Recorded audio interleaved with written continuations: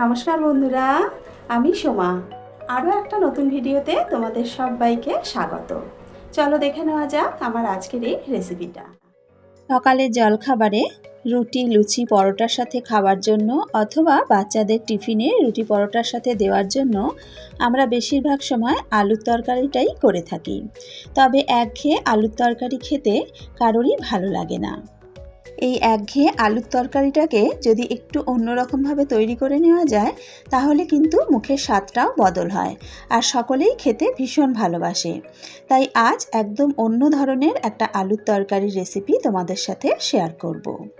প্রথমে একটা গ্রাইন্ডার জারের মধ্যে নিয়ে নিলাম 1 চা চামচ গোটা জিরে, দিয়ে দেব 1.5 চা চামচ গোটা ধনে। জিরের থেকে ধনেটা একটু বেশি দিয়েছি। এর সাথে দিয়ে দিলাম 5-6 কোয়া রসুন। 2টো কাঁচা লঙ্কা নিয়েছি, কাঁচা লঙ্কাটা ভেঙে দিয়ে দেব। আমি এখানে 2টো কাঁচা লঙ্কা ব্যবহার করেছি, তবে ঝালটা কিন্তু তোমরা নিজেদের স্বাদ অনুযায়ী ব্যবহার করবে। এর সাথে দিয়ে দেব কিছু ধনেপাতা, তবে আমি এখানে পাতার থেকে ডাঁটিটাই কিন্তু বেশি নিয়েছি। ধনেপাতার ডাঁটিতে একটা বেশ সুন্দর ফ্লেভার হয়। এবার জল ছাড়া গ্রাইন্ড করে নেব। দেখো, জল ছাড়া একটা দরদরা পেস্ট তৈরি করে নিয়েছি। এই পেস্টটা কিন্তু জল ছাড়াই তৈরি করতে হবে, এতেই কিন্তু তরকারির স্বাদটা বেশি ভালো হবে। এখানে নিয়ে নিয়েছি সেদ্ধ করা আলু। আমি 6টা মাঝারি সাইজের আলু ভালো করে সেদ্ধ করে খোসা ছাড়িয়ে ছোট ছোট টুকরো করে কেটে নিয়েছি। আলুর তরকারির এই রেসিপিটা সেদ্ধ করা আলু দিয়েই কিন্তু বেশি ভালো লাগে। এবার একটা কড়া গরম করে তাতে দিয়ে দেব 2 টেবিল চামচ তেল।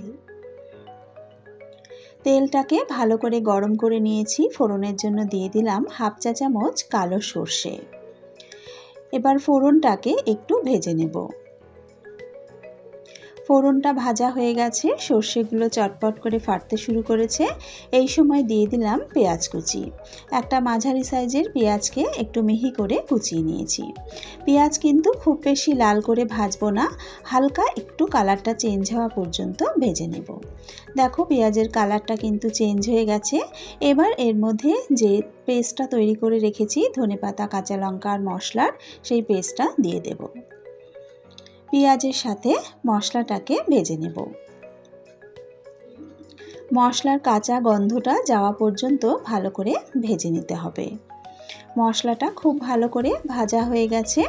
এবার এতে দিয়ে দেব 1/2 চা চামচ হলুদ গুঁড়ো আর দিয়ে দেব স্বাদ মতো নুন।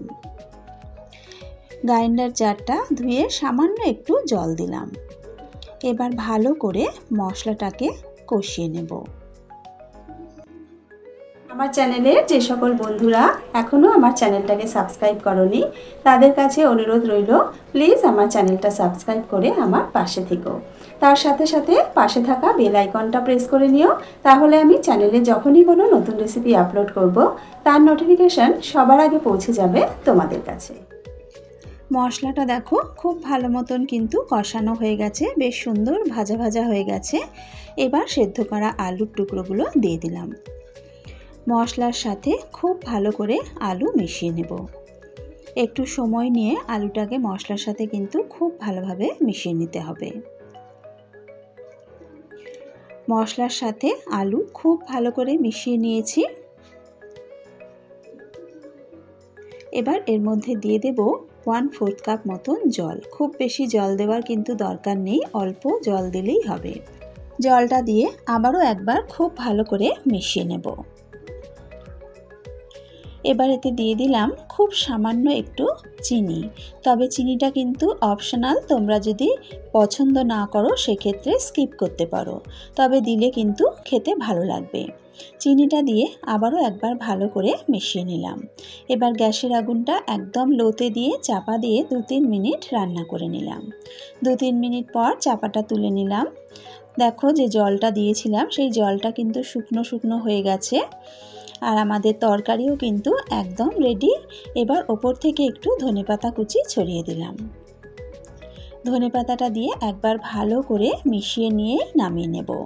রোজ রোজ একঘেয়ে আলুর তরকারি তৈরি না করে সামান্য একটু মশলাপাতির অদল বদল ঘটিয়ে যদি এইভাবে আলুর তরকারি তৈরি করে নেওয়া যায় তাহলে কিন্তু খেতে বেশ নতুনত্ব লাগে। এইভাবে আলুর তরকারি তৈরি করলে গরম গরম রুটি, পরোটা, লুচি সব কিছুর সাথেই খেতে কিন্তু ভীষণ ভালো লাগে। বাচ্চাদের টিফিনে দিলে বাচ্চারাও কিন্তু খুব মজা করে এই আলুর তরকারি দিয়ে রুটি পরোটা খেয়ে নেবে। আশা করি আমার আজকের এই রেসিপিটা তোমাদের ভালো লেগেছে। যদি রেসিপিটা ভালো লেগে থাকে তাহলে অবশ্যই কিন্তু রেসিপিটা একবার বাড়িতে ট্রাই করো। আর বাড়িতে ট্রাই করলে খেতে কেমন হয় কমেন্টস করে আমাকে জানাতে কিন্তু ভুলো না। আজকের ভিডিও এখানেই শেষ করছি। আবারও হাজির হয়ে যাব একটা নতুন রেসিপির সাথে। সকলে ভালো থেকো, সুস্থ থেকো।